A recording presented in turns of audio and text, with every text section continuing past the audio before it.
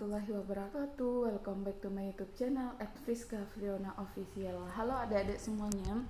Ini udah Hamin ke-6 pelaksanaan UTBK gelombang pertama. Kakak masih support kalian nih dengan nge-share prediksi soal TPS sub penalaran dan pemahaman umum.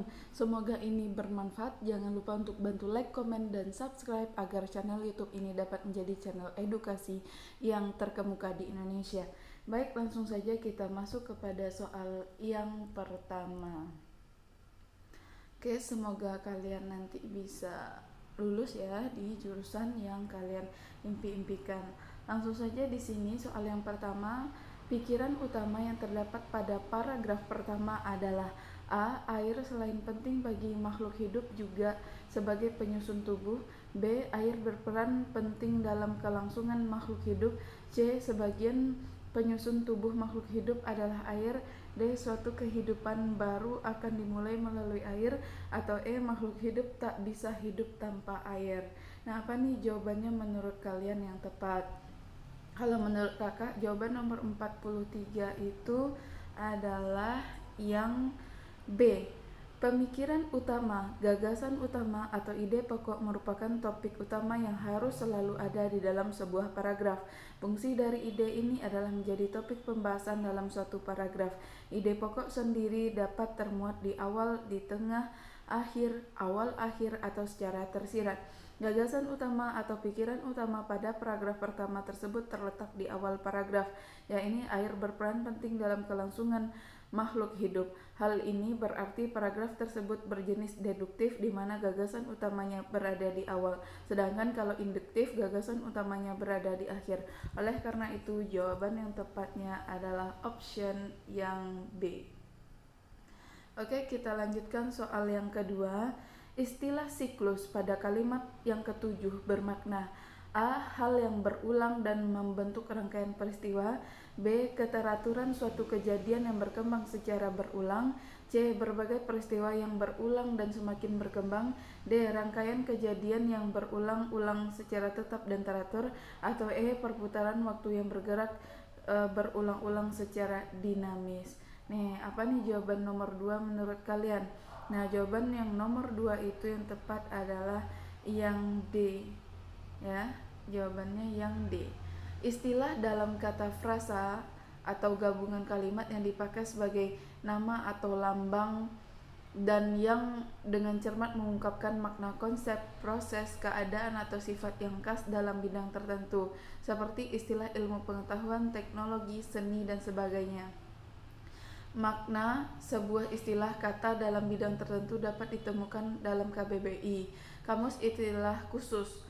Istilah kata siklus termasuk dalam istilah umum, biasanya digunakan dalam ragam formal. Arti dari siklus dalam kamus ini adalah rangkaian kejadian yang berulang-ulang secara tetap dan teratur. Oleh karena itu, jawaban yang tepat di sini adalah yang D, ya. Rangkaian kejadian yang berulang-ulang secara tetap dan teratur. Nomor 3. Kalimat manakah yang maknanya relevan dengan kata melimpah pada kalimat nomor 18? A. Hujan yang begitu deras semalam mengakibatkan beberapa genangan air di Jalan Pekanbaru Riau.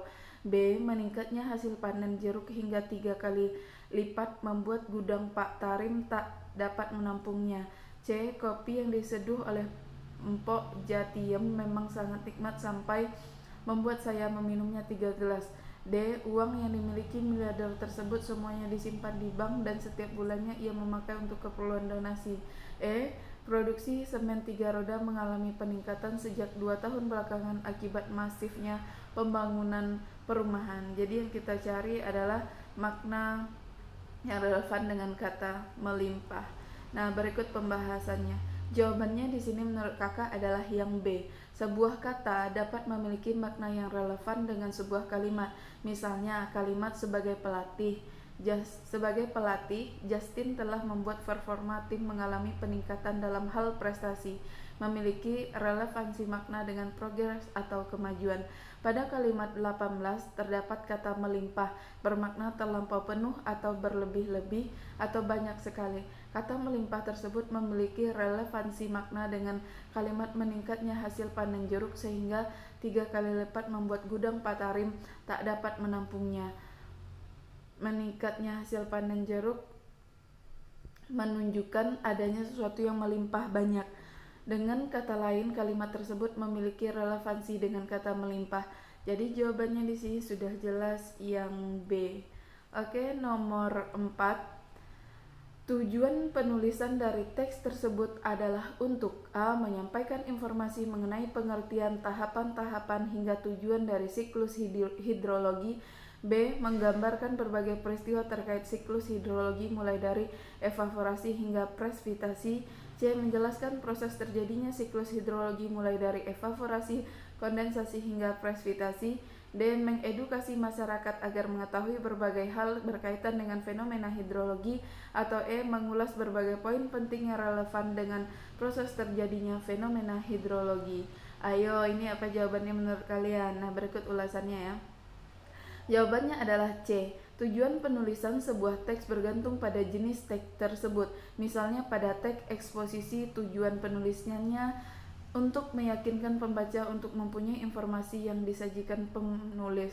Nah, teks tersebut berjenis teks eksplanasi. Dengan begitu, tujuannya untuk menjelaskan suatu proses fenomena alam, sosial maupun budaya.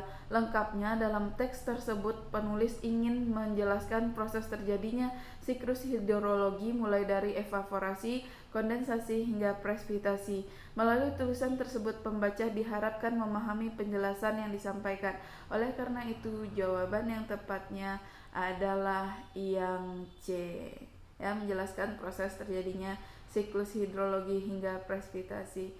Nomor 5 di sini, simpulan isi teks tersebut adalah A. Hidrologi memiliki beberapa tahapan mulai dari evaporasi, kemudian kondensasi, berlanjut ke presipitasi, dan semuanya merupakan tahapan yang cukup kompleks. B. Keberlangsungan makhluk hidup senantiasa bergantung kepada air karena tempatnya tak akan ada kehidupan sehingga kita perlu wajib mengenal proses dan tahapan hidrologi.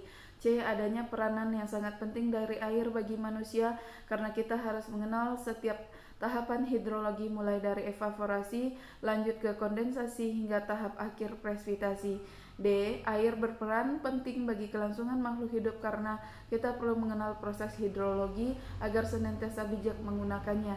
Atau E. Makhluk hidup maupun yang tidak bisa hidup tanpa air sehingga kita perlu untuk melakukan penghematan air kadang air sedang melimpah maupun saat mengalami kekeringan. Apa nih jawaban yang soal yang ke-6 ini menurut kalian guys, atau soal yang terakhir?